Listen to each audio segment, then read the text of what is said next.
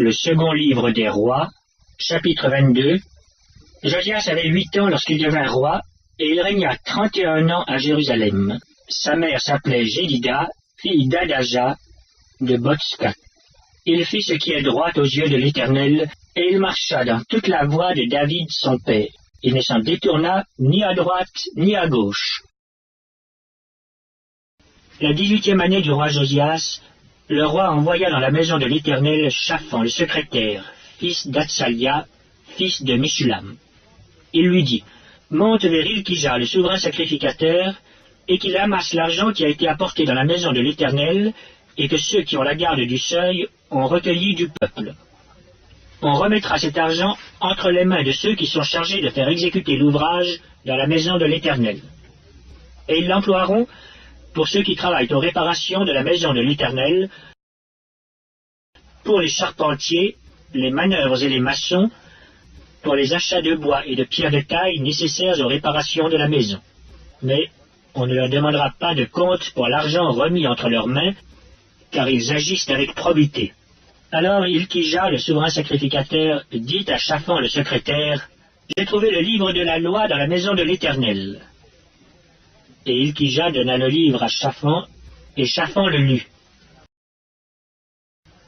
Puis Shaphan le secrétaire alla rendre compte au roi et dit, « Tes serviteurs ont amassé l'argent qui se trouvait dans la maison, et l'ont remis entre les mains de ceux qui sont chargés de faire exécuter l'ouvrage dans la maison de l'Éternel. » Shaphan le secrétaire dit encore au roi, « Le sacrificateur Ilkija m'a donné un livre. » Et Shaphan le lut devant le roi.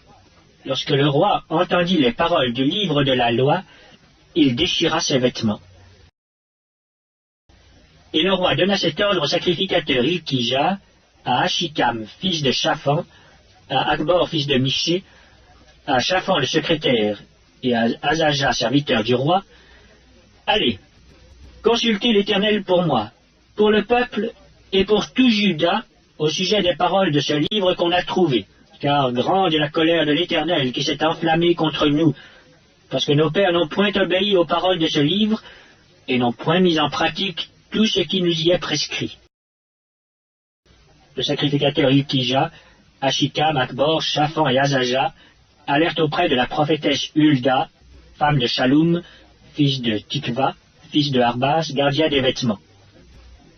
Elle habitait à Jérusalem dans l'autre quartier de la ville. Après qu'ils lui eurent parlé, elle leur dit, « Ainsi parle l'Éternel, le Dieu d'Israël. Dites à l'homme qui vous a envoyé vers moi, ainsi parle l'Éternel.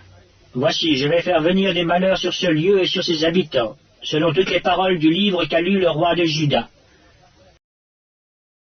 Parce qu'ils m'ont abandonné et qu'ils ont offert des parfums à d'autres dieux, afin de m'irriter par tous les ouvrages de leurs mains.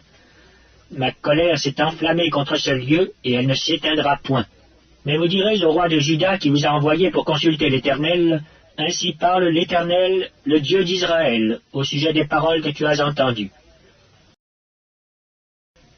Parce que ton cœur a été touché, parce que tu t'es humilié devant l'Éternel en entendant ce que j'ai prononcé contre ce lieu et contre ses habitants, qui seront un objet d'épouvante et de malédiction, et parce que tu as déchiré tes vêtements et que tu as pleuré devant moi, moi aussi j'ai entendu, dit l'Éternel.